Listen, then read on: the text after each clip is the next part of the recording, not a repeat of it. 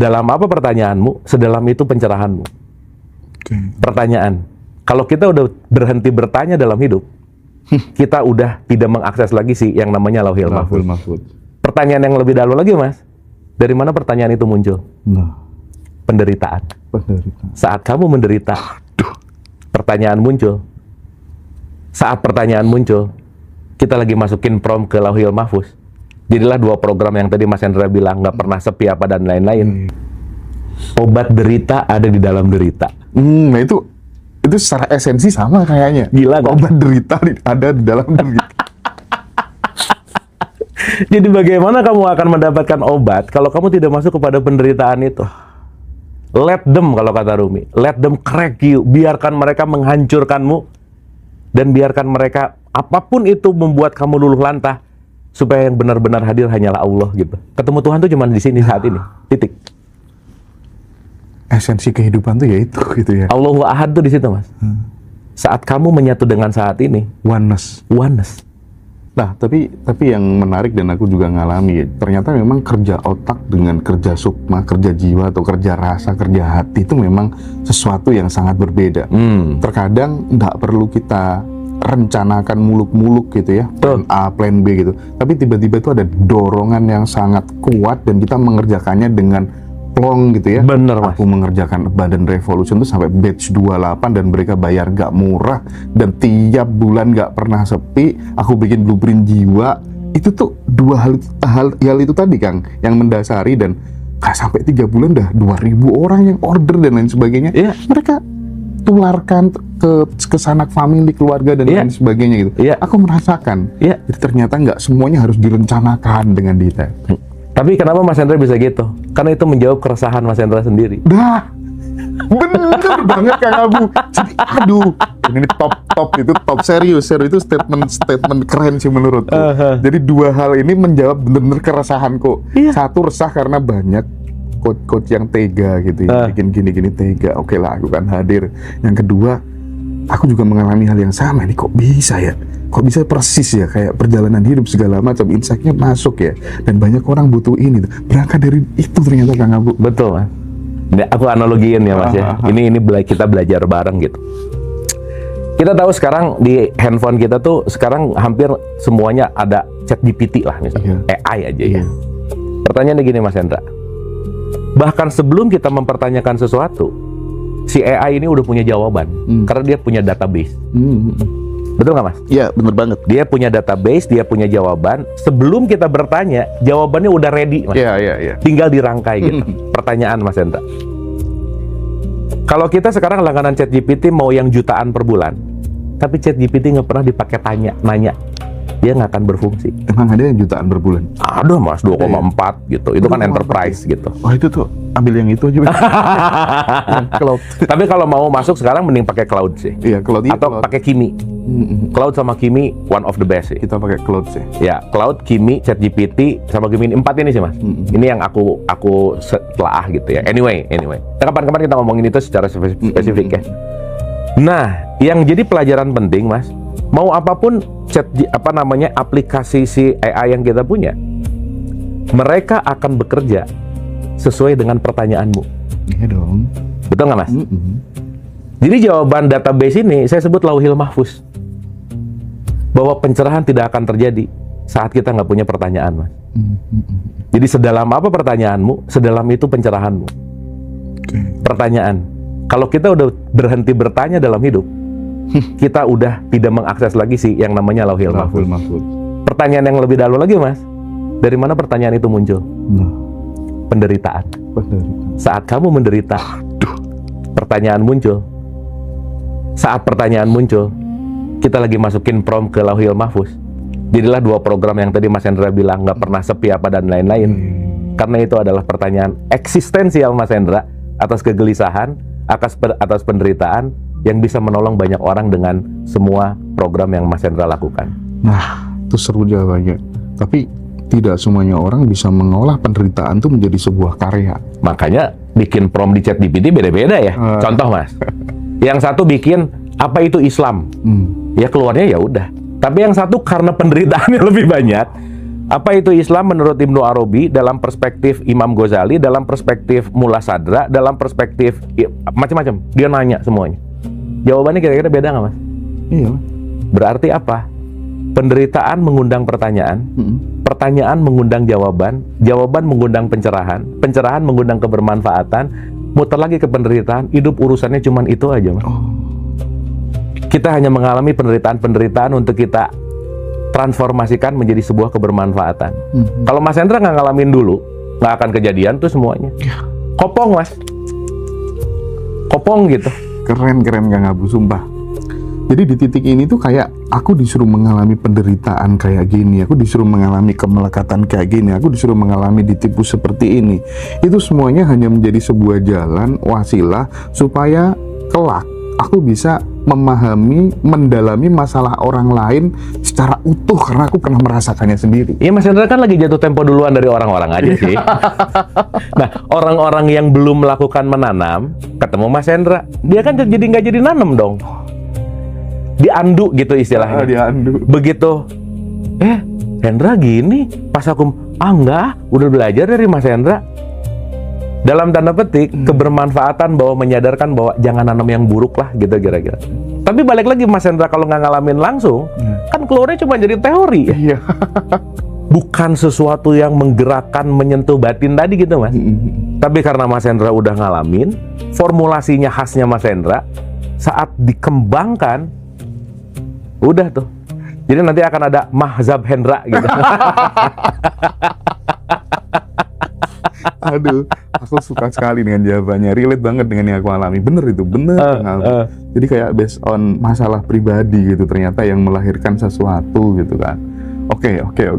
Thank you. Kata-kata jatuh tempo tuh sangat nempel di otakku gitu, dan aku sampaikan ke banyak orang sih. Seenggaknya meskipun masih agak pura-pura, Mas, begitu dapat masalah, ada shift, ada pemikiran yang berubah bahwa ini pertanyaan, akan lahir pertanyaan bagus nih. Sorry Mas ya, kalau dalam perspektif gending Jawa tuh kan ada goong. Goong apa ya? Gong ya. Ya kalau di Sunda tuh goong. Oh gitu. Goong ya. Goong. Goong itu akan bersuara kalau ada yang mukul. Ting. Bener nggak? Iya, betul banget. Pak Kojim tuh kayak gong. Tergantung siapa yang mukulnya, Mas. Iya, bener. Kalau yang ngemukulnya, dan udah. Tapi kalau yang ngemukulnya powerful, gemanya dahsyat. Aku setuju itu. Artinya apa, Mas? Pertanyaan bisa jauh lebih penting dari jawabannya. Karena kenapa? Pertanyaan yang mendalam akan mengorek batin seseorang untuk mengeluarkan esensi yang terdalamnya gitu. Makanya kenapa salah satu hal yang paling saya enjoy ngobrol sama Mas Hendra itu pemukul gong yang baik sekali gitu. Aku ngobrol sama Pak Wayan kok. Pak Wayan diskusi gitu, Kang, Pak Wayan tuh ngomong gini, aku tuh kenapa ya? Kadang udah ada konsep, tapi kalau di dalam satu podcast yang nanyanya nggak terlalu dalam, ini tuh nggak keluar gitu. Iya, aku juga mengalami gitu, Mas. Dalam artian, ngobrol sama Mas Hendra, sama ngobrol sama siapa, meskipun ini bukan membandingkan, bukan ya, tetapi kedalaman pertanyaan itu akan membuka cakrawala yang gak main-main gitu, Mas. Ini mungkin saya baru ngobrol gini juga di sini karena Mas Hendra nanya ya, gitu. Ya, kalau ada orang yang tiba-tiba saya ngomong dan nggak ada pertanyaan ke arah ini kan nggak susah gitu. Artinya semua korpus pengetahuan, semua data pengetahuan dan kesadaran itu tergantung dalam konteks dialektika atau dialog. Siapa pemukul gongnya, maka gong itu akan bervibrasi sesuai dengan resonansi penanya gitu. Ini nih suatu yang baru lagi nih. Nah, dari tadi Kang Abu tuh menyentuh tentang Imam Ghazali terus gitu ya. Kita tahu selain Imam Ghazali, kalau aku tuh sering sekali tersentuh dengan quote-quote-nya Jalaluddin Rumi gitu. Bahkan satu quote aja kadang bisa sangat berpengaruh terhadap jalan hidupku bertahun-tahun gitu. Salah satu quote-nya aku nggak bisa sampaikan secara persis gitu ya. Intinya adalah jangan pernah melawan penderitaan ya. Terlukalah di dalam penderitaan itu sampai kamu sembuh. Aku waktu baca itu tuh kayak, aduh. Mas, nih statement quote-nya Rumi. Obat derita ada di dalam derita. Nah itu secara esensi sama kayaknya. Gila kan? Obat derita ada di dalam derita. Jadi bagaimana kamu akan mendapatkan obat kalau kamu tidak masuk kepada penderitaan itu? Let them, kalau kata Rumi, let them crack you. Biarkan mereka menghancurkanmu, dan biarkan mereka apapun itu membuat kamu luluh lantah, supaya yang benar-benar hadir hanyalah Allah gitu. Supaya yang lainnya selain Allah itu hilang gitu kira-kira. Nah, Rumi itu kan mirip sama Ghazali, Mas. Masyhur, ketemu Tabrizi dia mulai mikir gitu. Ketemu Tabrizi. Iya, kan gurunya tuh Tabrizi kan. Iya. Saat dia ketemu Tabrizi, di mana ya kamu tuh cuma tahu buku.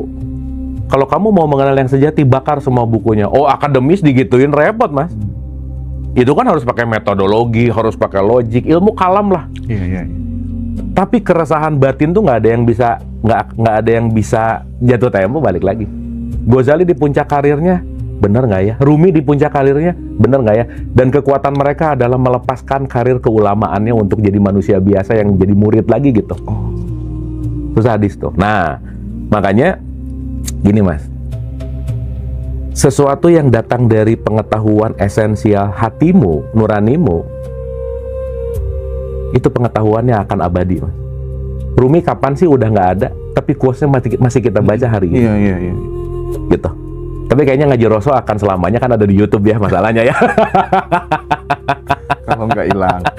Ya kalau YouTube-nya nggak hilang gitu. Yang hilang udahlah ya. Iya. Nah, jadi balik lagi kalau kita ngomongin Rumi itu sangat menyentuh eksistensial cinta kan. Buat dia tuh everything is love gitu. Love is bridge to anything. Cinta adalah semua jembatan apapun itu. Jadi ya menarik sih, Mas. Konteks dari siapapun tokoh yang kita dengar sekarang, yang kita pelajari sekarang, mereka adalah tokoh-tokoh yang mengalami penderitaan luar biasa, yang menghasilkan pertanyaan luar biasa, sehingga akses ke database-nya juga beda sama kita-kita yang quote and quote lah ya. Ya pertanyaannya cetek-cetek sih gitu. Itu sih, Mas. Jadi yang balik lagi ke pura-pura tadi, saya juga kalau lagi bete dapat hal yang buruk, kesel, tapi ya udah. Ini pasti akan jadi pertanyaan dalam nih nanti. Dan pertanyaan itu yang akan membuat saya menuju kepada cakrawala yang berikutnya. Meskipun ya gitu ya, tetap aja sih gitu. Tapi ya, at least punya jurus dan mindset gitu, Mas. Aku tuh kayak relate banget dengan jawaban-jawaban dialog pagi ini gitu. Nah, bagaimanapun juga meskipun segala sesuatu tuh ada jatuh temponya ya.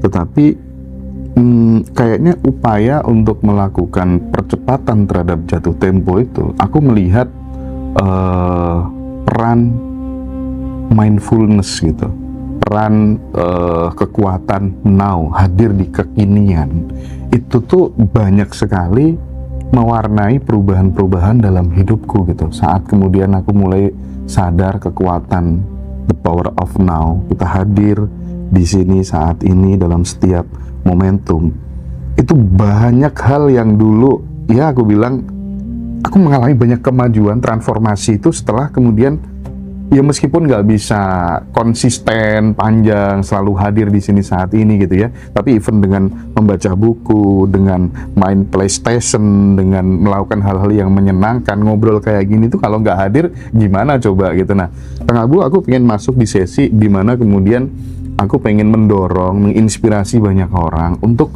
cobalah kalau misalnya dirimu masih susah untuk move on, susah untuk kemudian menyelesaikan berbagai macam problematika, coba pelan-pelan mulai berlatih hadir di sini saat ini. Manfaatnya yang Kang Abu dapat dari pengalamannya Kang Abu setelah meneliti itu apa saja dalam kehidupan ini gitu, Kang? Oke, saya mungkin akan membuka jawaban pertanyaan ini dari hadis riwayat Riyu Hasan nih. Istirahatlah secukupnya, makanlah secukupnya, dan carilah hiburan sebanyak-banyaknya. Iya, hiburan sebanyak-banyaknya. Itu hadis riwayat Riyu Hasan. Aku juga kena banget dengan itu ya. Hadis riwayat Dokter Bedes. Dok Des. Nah, gini Mas, kita tuh nggak bisa lepas dari ilusi. Karena memang otak kita tuh didesain untuk selalu preventif, selalu membuat pola, dan yang paling pasti selalu bagaimana masa depan itu akan terjadi gitu. Antisipasi tentang future lah gitu kira-kira. Nah, saat kita tidak melatih untuk bisa mindfulness hadir utuh di sini saat ini, artinya kita selalu sibuk dengan data lama, Mas. Data lama itu udah jadi histori lah. Kan detik yang lalu udah jadi sejarah, Mas. Yang akan datang belum ada ya. Artinya, saat saya berlatih untuk lepas dari masa lalu dan masa depan, berarti saya lagi terkoneksi di saat ini. Itu namanya eternal now. Eternal now. Eternal now itu adalah, eternal tuh gimana ya, Mbak? Gini, keabadian tuh saat ini. Ya jadi ini mau kasar aja ya ngomong ya. Ketemu Tuhan tuh cuma di sini saat ini. Titik. Esensi kehidupan tuh ya itu gitu ya. Allahu Ahad tuh di situ, Mas. Saat kamu menyatu dengan saat ini, Oneness. Maka temukan aku di sini saat ini. Aku dan kamu satu gitu. Dan ketika kita udah terbebas dari masa depan dan masa lalu, terhubung dengan dia nih. Pertanyaan saya, connect ke Lauhil Mahfuz nggak? Iya. Di situ mulai, aha. Oh, iya. Di situ mulai, itulah penelaahan, Mas. Self inquiry bahasa kerennya kalau menurut Rupert Spira itu adalah disitulah kita menelaah diri untuk tidak menjadi si Abu tapi nonton si Abu. Nah, penonton si Abu ini yang esensi kan sebenarnya. Menelaah pikiran, menelaah perbuatan. Istilahnya muhasabah lah, Mas. Menghisab tuh di situ gitu. Maka saat ada di sini saat ini, Mas Hendra nggak mungkin nggak dapet ide. Nggak mungkin, Mas. Nah, cuman rata-rata idenya disimpan nggak dikerjain gitu. Iya. Oh, jadi nggak, aku tanya tentang tema ini itu memang benar-benar aku pengen tanya serius gitu, karena aku tuh akhir-akhir ini jadi ya dulunya kan cuman denger teori aja gitu ya, tapi disuruh praktek, aduh, baru aja 3 menit gitu, udah melayang-layang kemana-mana di pikiran gitu kan. Tapi kan itu tadi ya, aku balik lagi, oh mungkin masih belum jatuh temponya, ya udahlah, coba lagi gitu. Dan makin sering mencoba, meskipun sedikit-sedikit tapi sering, kan udah naik level lagi nih. Dulu kan sedikit tapi nggak sering gitu kan, ini kan sedikit-sedikit sering, dan aku tuh kayak selalu dibanjiri yang namanya ide-ide baru, peluang-peluang baru gitu ya. Dan kalau kayak gini kan nggak butuh guru manusia lagi gitu kan, ibaratnya sampai kayak gitu ibaratnya gitu. Bener. Tapi kan Mas Hendra nyampe ke situ udah ketipu banyak ya. Iyalah. itu imbalannya, Mas. Ada harga yang harus dibayar. Iya, tetap aja, Mas. Jadi balik lagi ketika Mas Hendra bilang tadi ide apa, tapi satu sih, Mas. Nanti mungkin kita bisa detailkan. Iya. Jangan mencoba, hanya menjadi titik. Oke. Contoh nih ya.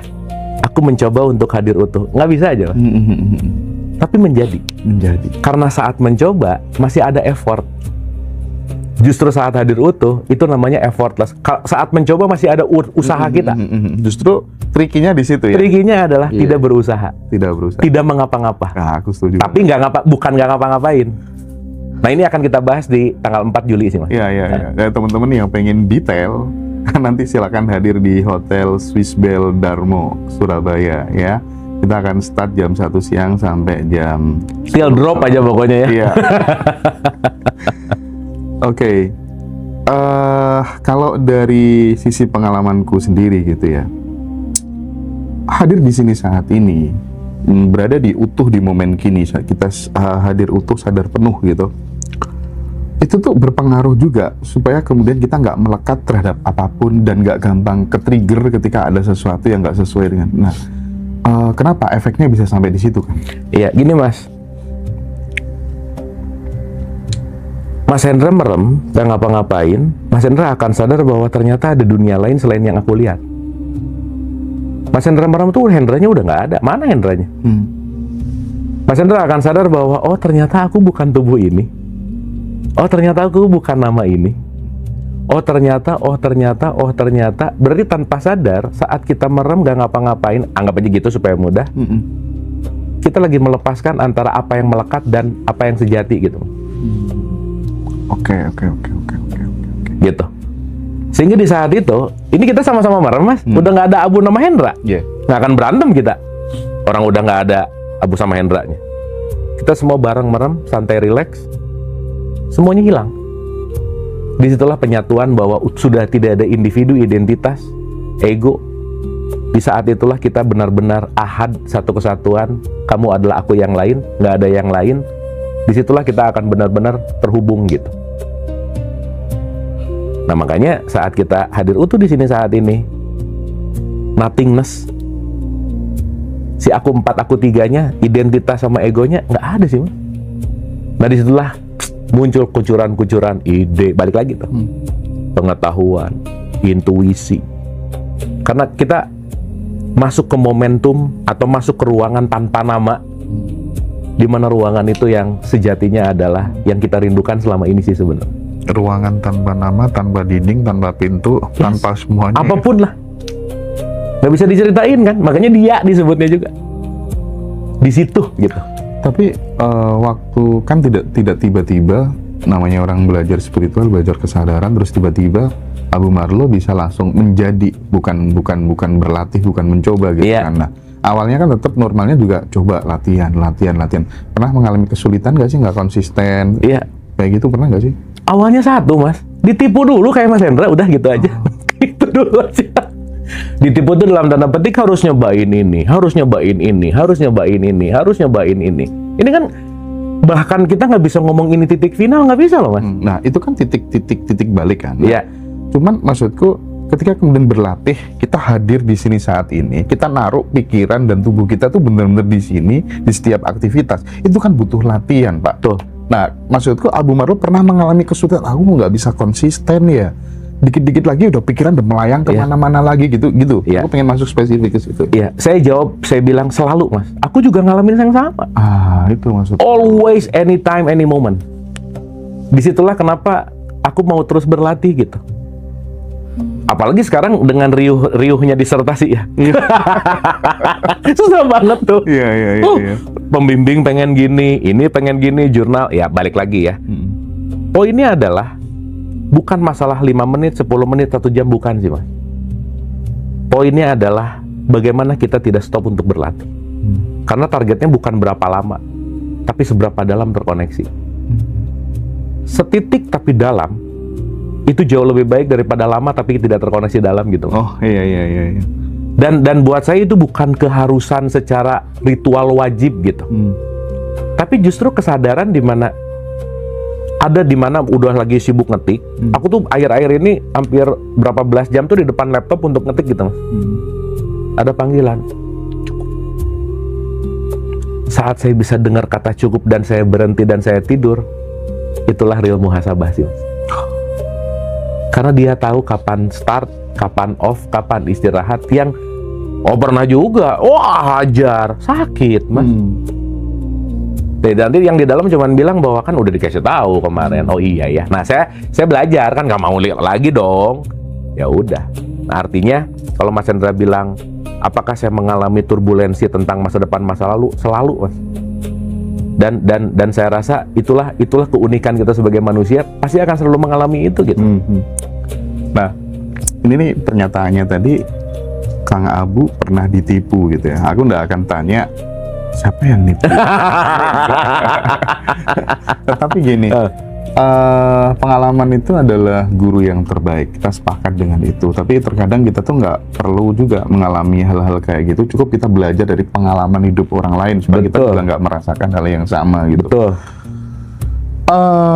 Apa moral story atau kemudian pesan-pesan moral yang ingin disampaikan Kang Abu supaya kemudian tidak mengalami hal-hal yang sama seperti yang aku alami dan Kang Abu alami. Cukup belajar dari pengalaman hidup kita berdua gitu ya.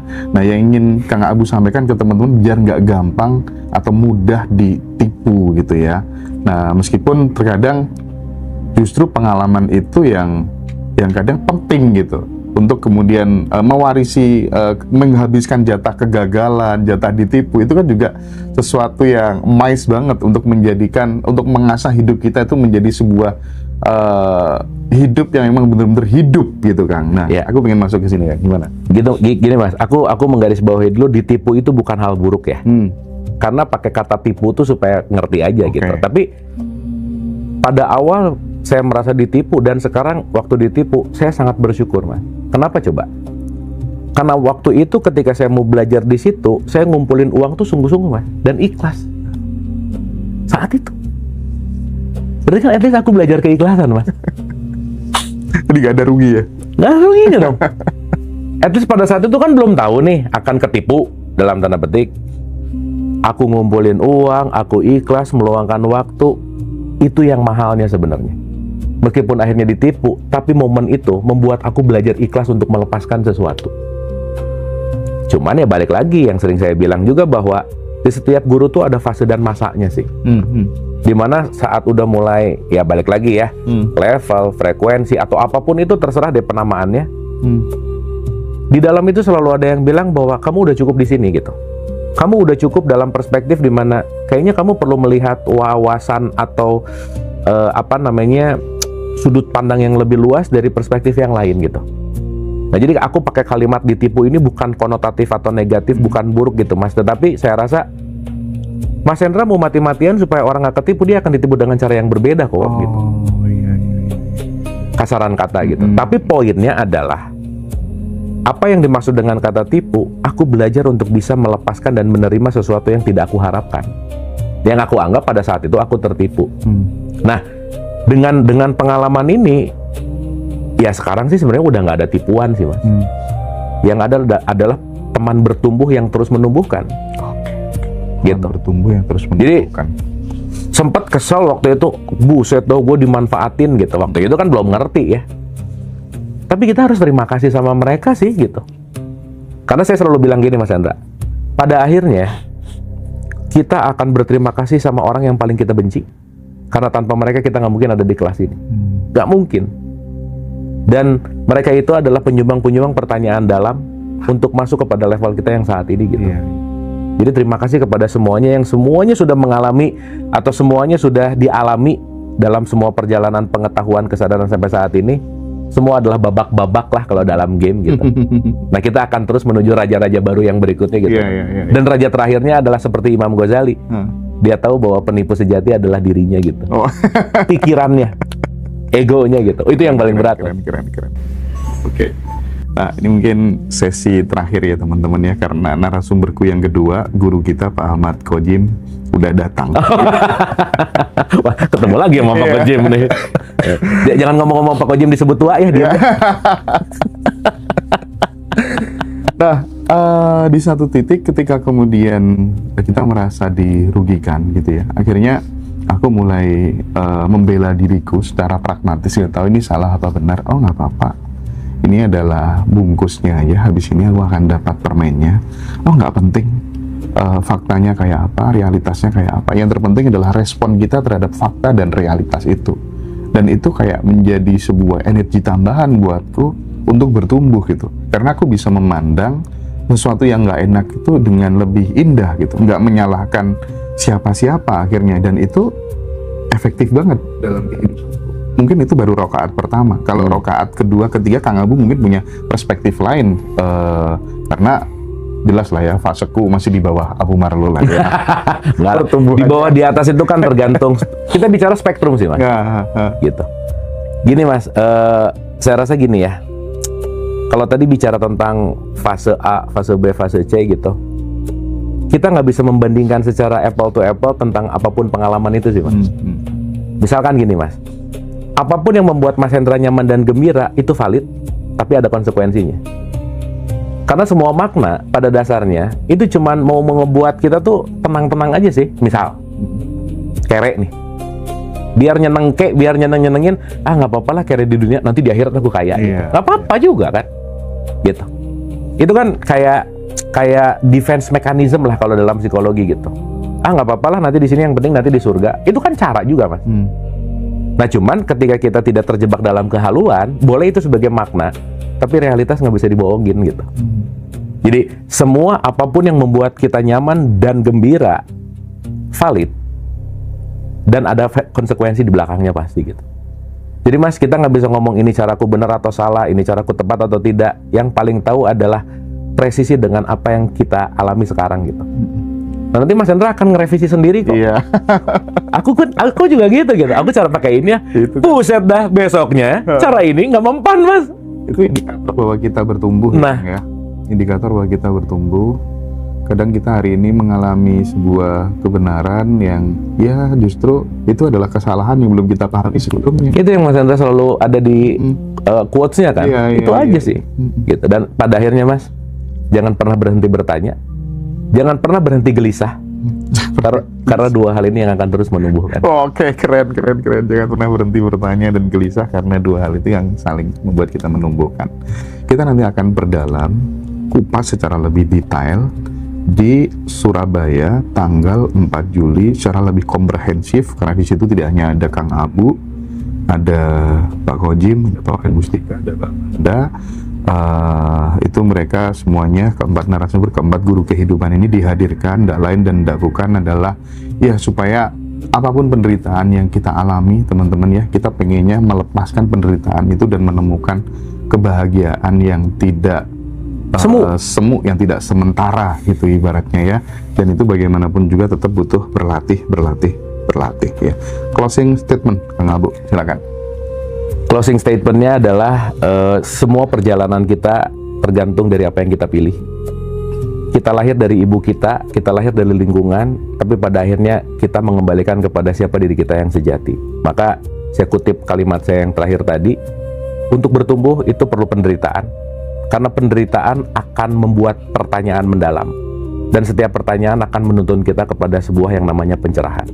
Maka sekali lagi, jangan lelah untuk bertanya, jangan lelah untuk gelisah, karena dua alat ini yang akan membawa kita untuk terus-menerus bertumbuh. Terima kasih. Oke, thank you. Hatur nuhun. Teman semuanya, selamat menikmati game penderitaannya masing-masing. Dan ya. gelisahnya. Dan gelisahnya masing-masing. Tapi gelisah dan panik dua hal beda. Ya. Gelisah bukan panik. Ya. Thank you, Kang. Thank you.